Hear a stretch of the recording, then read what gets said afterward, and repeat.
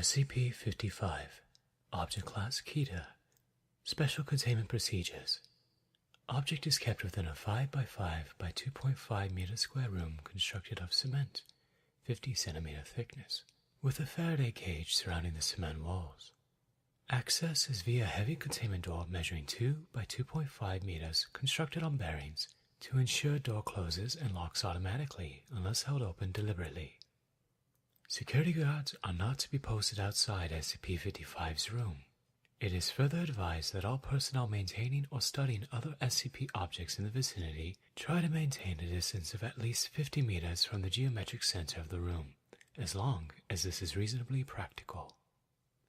Description: SCP-55 is a self-keeping secret, or anti-meme.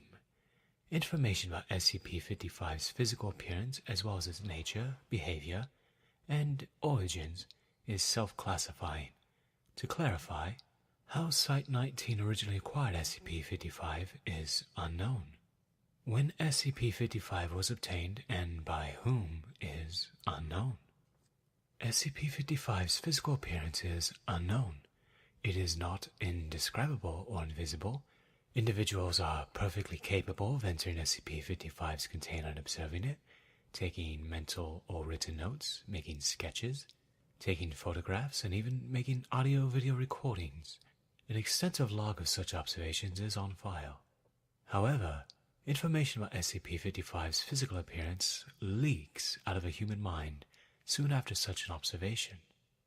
Individuals tasked with describing SCP-55 afterwards find their minds wandering and lose interest in the task.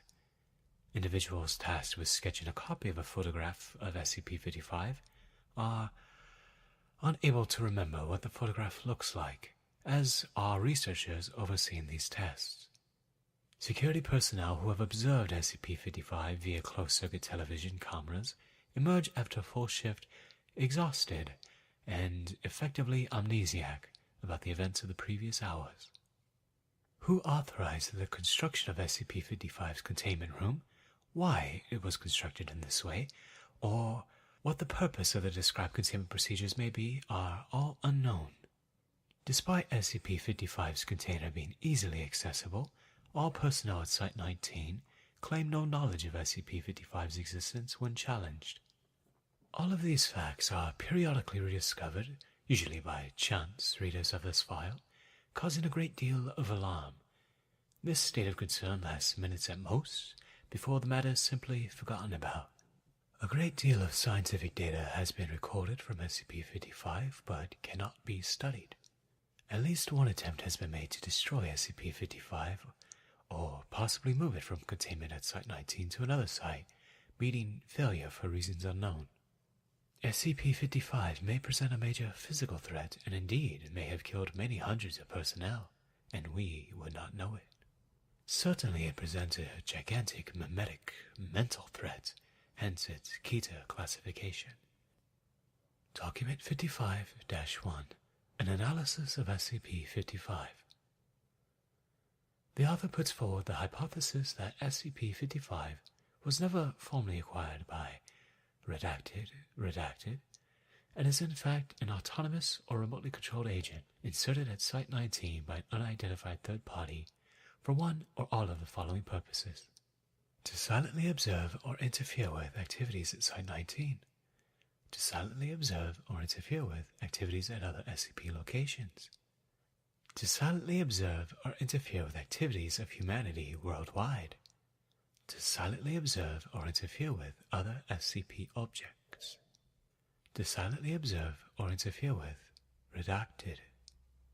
No action to counter any of these potential threats is suggested or indeed theoretically possible. Addendum A.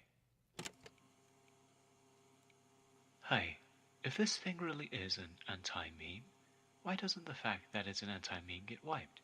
We must be wrong about that somehow. Wait a minute.